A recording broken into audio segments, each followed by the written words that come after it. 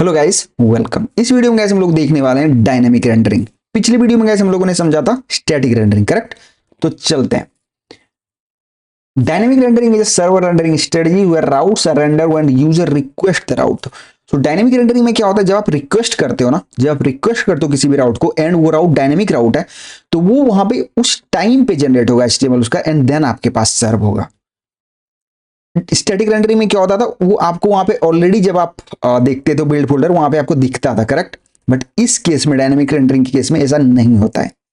जब आप रिक्वेस्ट करते हो उस राउट को एंड वो राउट अगर डायनेमिक राउट है तो वो आपको उस टाइम पे जनरेट होगा, देन आपके पास आएगा।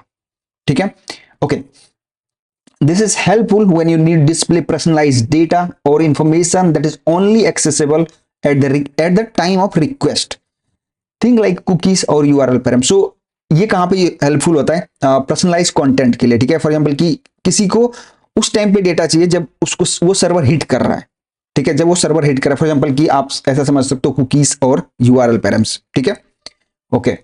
Examples of where dynamic rendering is useful includes, news website में यूज कर सकते हो आप, कस्टमाइज शॉपिंग के लिए यूज कर सकते हो आप, कस्टमाइज शॉपिंग पेजेस के लिए, सोशल मीडिया फीड के लिए यूज कर सकते हो इसको आप डायनेमिक रेंडरिंग को। ठीक है, अब हाउ टू डायनेमिकली रेंडर किसी भी राउट को हम डायनेमिकली रेंडर कैसे कर सकते हैं। इफ डायनेमिक फंक्शन और dynamic API is detected, Next just automatically shifted to dynamic rendering for the full route. आपको यहाँ पे कुछ भी करने की अगेन जरूरत नहीं है।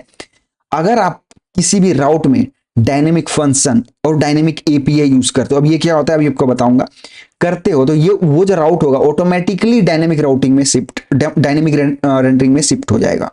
ठीक है, अब देखो नेक्स्ट डायनेमिक फंक्शंस आर, ये सारे कुछ डायनेमिक फंक्शंस हैं।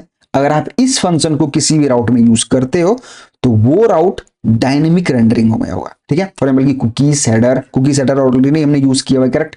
Connection, draft mode, search params as a props में यूज कर सकते हो आप इसको after.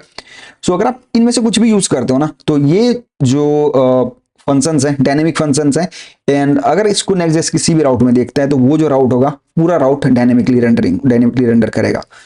If you use any of them the full route automatically shift to dynamic rendering at the request time.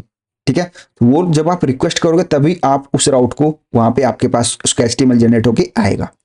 ठीक है, ओके।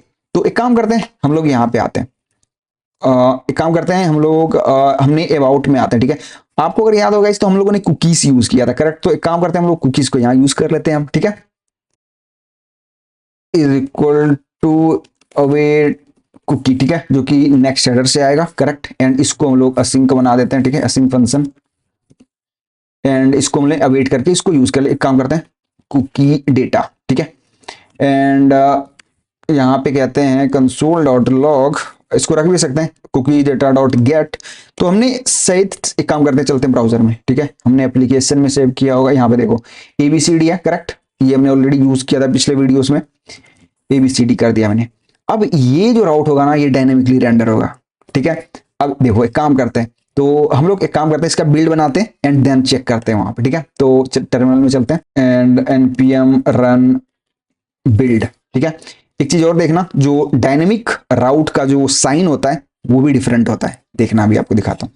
सो build बन गया है एंड आप देख सकते हो हमने कौन सा राउट था हमारा, अबाउट, करेक्ट था, अबाउट था। हाँ, एंड अबाउट के राउट में ये देखो ये वाला होता है डायनेमिक राउट का साइन, ये वाला, एंड ये होता है स्टैटिक राउट का साइन। ठीक है, तो अब ये राउट डायनेमिक है, करेक्ट। ओके, तो अब एक काम करते हैं हम लोग, यहाँ पे देखो ये जो हमारा डॉट नेक्स्ट वाला फोल्डर बना है यहाँ पे, इसके अंदर आपको अबाउट वाला पेज नहीं दिखेगा। अगर हम लोग चलते हैं सर्वर ऐप, यहाँ पे देखो क्लाइंट दिख रहा है आपको, क्लाइंट एचटीएमएल दिख रहा है, इंडेक्स एचटीएमएल दिख रहा है, सर्वर एचटीएमएल दिख रहा है, लेकिन अबाउट एचटीएमएल आपको यहाँ पे नहीं दिखेगा गाइस। अबाउट एचटीएमएल आपको यहाँ पे देखो नहीं दिख रहा होगा। ये तभी आपके पास आएगा जब आप इसको यहाँ पे रिक्वेस्ट करोगे।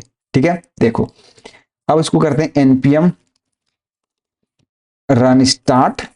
ठीक है, एंड चलते हैं ब्राउजर में, एंड अभी हम लोग यहाँ पे इसको करते हैं क्लियर एंड यहाँ पे अबाउट। तो यहाँ पे आप देखो जब भी आप रिक्वेस्ट करोगे तभी ये पूरा का पूरा HTML आएगा, एंड ये यहाँ पे आपको रेंडर करेगा। एंड आप जितनी बार इसको रिफ्रेश करोगे उतनी बार आपको ये फ्रेश डेटा देगा। देखो फ्रेश टाइम दे रहा है आपको जितनी बार आप रिफ्रेश करोगे। इट मीन्स कि जब आप रिक्वेस्ट करो तभी आप ये जो फाइल HTML फाइल है इसका ये जनरेट हो रहा है। एंड आप अभी भी यहाँ पे आप नहीं देख सकते कि अबाउट वाला यहाँ पे पेज जनरेट हुआ है। ये तभी जनरेट होता है जब आप रिक्वेस्ट करते हो तो, ठीक है। तो ये होता है आपका डायनेमिक रेंडरिंग। एंड आपको यहाँ पे कुछ भी करने की जरूरत नहीं है कि कौन सा राउट डायनेमिक होगा कौन सा स्टैटिक होगा। ऑटोमेटिकली यहाँ पे नेक्स्ट डिसाइड कर लेता है कि कौन सा राउट यहाँ पे डायनेमिक होगा। अगर आप कोई भी फंक्शन डायनेमिक फंक्शन और एपीआई फंक्शन यूज कर रहे हो तो वो जो राउट होगा वो ऑटोमेटिकली डायनेमिक रेंडरिंग में स्विच कर जाएगा। तो ये होता है गाइस डायनेमिक रेंडरिंग। उम्मीद करता हूं आपको समझ आया होगा। मिलते हैं गाइस नई वीडियो में। Thanks for watching.